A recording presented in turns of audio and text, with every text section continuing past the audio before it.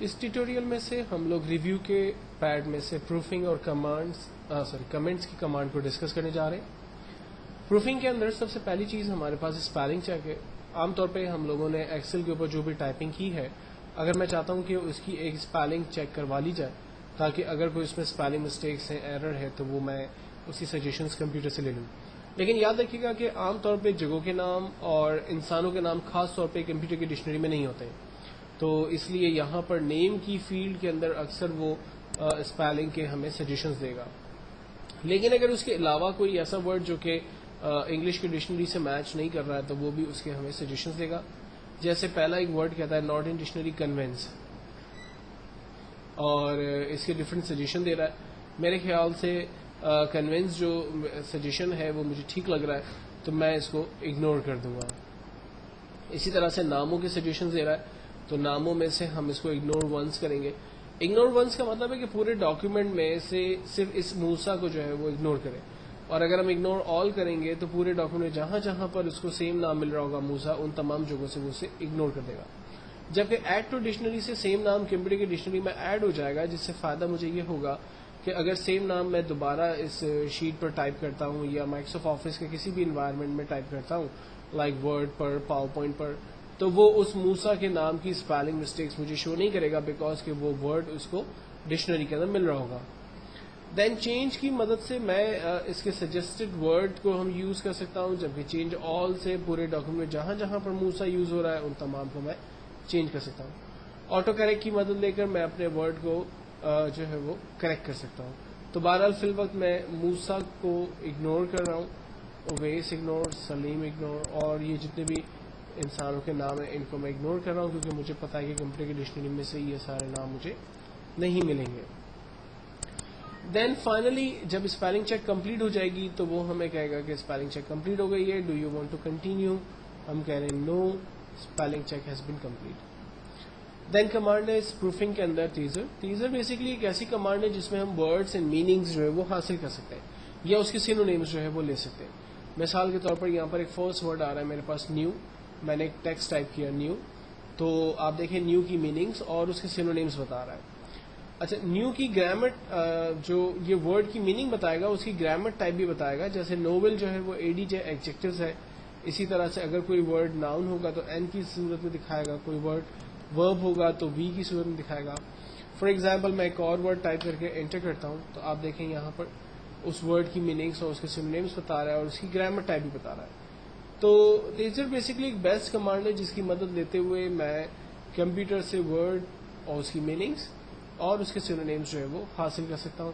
آپ سمجھ سکتے ہیں کہ آف لائن اگر آپ اپنی ووکیبلری کو امپروو کرنا چاہتے ہیں تو آپ کو کسی ڈکشنری کو اپنے ساتھ رکھنے کی ضرورت نہیں ہے، بلکہ آپ مائکروسافٹ آفس کے کسی بھی سافٹ ویئر میں like Word, Excel, PowerPoint, کسی بھی سافٹ ویئر میں جا کر اس تیزر کی کمانڈ کو یوز کر سکتے ہیں. نیکسٹ کمانڈ ہے ہمارے پاس ٹرانسلیٹ. ٹرانسلیٹ کی کمانڈ کی مدد لے کر آپ کسی بھی ورڈ کو کسی دوسری کنٹری کے لینگویج کے اندر کنورٹ کر سکتے ہیں. یہاں پر انفارچونیٹلی ہمارے پاس پاکستان نہیں ہے. آپ کسی بھی ورڈ کی آؤٹ پٹ اگر چاہتے ہیں تو وہ ورڈ ٹائپ کریں اور اس کے جو آلٹرنیٹ ورڈز ہیں یا جو اس کی لینگویج ہے اس کو ہم لوگ یہاں پر یوز کر سکتے ہیں. تو ٹرانسلیٹ ایک بیسٹ کمانڈ. آپ ورڈ اور اس کو کس لینگویج کے اندر اس کا آؤٹ پٹ چاہتے ہیں یہ آپ یہاں پر ڈیفائن کرتے ہیں اور اس کا کمپیوٹر جو ہے وہ ٹرانسلیٹ کر کے ہمیں اس کا آؤٹ پٹ دکھاتا ہے. جیسے فار ایگزامپل میں اس ورڈ کو فرینچ لینگویج میں اس کا آؤٹ پٹ چاہ رہا ہوں تو دیکھیں فرینچ لینگویج میں اس ورڈ کو کیسے یوز کریں گے، اس کی کیا ڈیٹیلز ہوگی وہ ہمیں یہاں پر وہ نظر آ رہی ہے. نیکسٹ کمانڈ ہے ہمارے پاس کمنٹس. ایکچوئل کے اندر آپ کو یاد ہوگا کل لاسٹ سیشن کے اندر ہم لوگوں نے پیٹی کیش کے پروگرام کو ڈسکس کیا تھا. اگر میں اس پیٹی کیش کے پروگرام کا ٹوٹل آنسر اپنے ایکسپینسز کا نکالتا ہوں تو مجھے پتہ چلا کہ یہ 1059 ٹوٹل ایکسپینس ہے. اگر اس ٹوٹل ایکسپینس کے اوپر میں کوئی کمنٹ دینا چاہتا ہوں کہ لائک یہ for the month of like September year 2010، تو میں نیو کمنٹس پر جا کر کوئی بھی کمنٹس ایڈ کر سکتا ہوں. لائک میں نے لکھا منتھ آف سپٹمبر 2010. یہ کمنٹس جو ہے وہ ہمیں پرماننٹلی نظر نہیں آتے. اس کی اچھی بات یہ ہے کہ یہ ایک انڈیکیٹر مارک کی صورت میں ہمیں نظر آتے ہیں، اور ماؤس رکھنے سے یہ کمنٹس باکس پرماننٹلی اسکرین پہ نظر آتا ہے. اگر ماؤس باکس ہٹا دیں گے, ماؤس کو پوائنٹر ہٹا دیں گے, تو یہ کمنٹ باکس بھی اسکرین سے غائب ہو جائے گا. اگر آپ انڈیویجول ہیڈ کے اوپر, فار ایگزامپل یہ کنوینس میں 350 روپیز خرچ ہوئے, تو 350 روپیز کنوینس پہ کیوں خرچ ہوئے, تو میں یہاں پر دیکھ سکتا ہوں. فار ایگزامپل مانیٹر ریپیئرنگ کے لیے جو ہے وہ ہم نے پرسن کو بھیجا تھا. یہ 600 روپیز جو ہے وہ فار ایگزامپل ہمارا جنریٹر کی ریپیئرنگ کے لیے جنریٹر گیا تھا, تو اس میں پیسہ خرچ ہوا.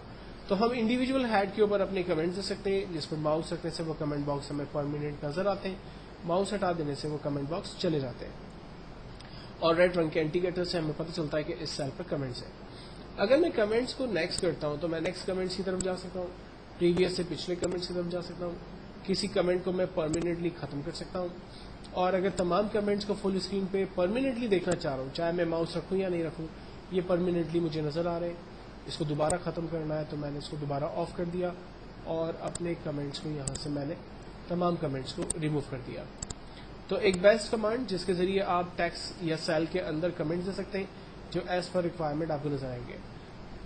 یہ انڈرسٹوڈ سی بات ہے کہ یہ کمنٹ جو ہے وہ پرنٹ پر نظر نہیں آئیں گے, کیونکہ یہ جو ہے وہ سافٹ کاپی, یعنی جب آپ ایکسل کے اوپر کام کر رہے ہوں گے سافٹ میں, تو آپ جب پوائنٹر رکھیں گے اپنے سیل کے اوپر تو یہ کمنٹس آپ کو ایگزیکٹلی نظر آئیں گے. اس کے بعد پروٹیکٹ ڈاکیومنٹ کی کمانڈ کو میں پہلے ہی آپ کے ساتھ ڈسکس کر چکا ہوں, تو میں ریکمینڈ کروں گا کہ آپ میرے پریویس ٹیوٹوریلز چیک کریں, اس میں آپ کو پروٹیکٹ سے ریلیٹ تمام آپشنز مل جائیں گے.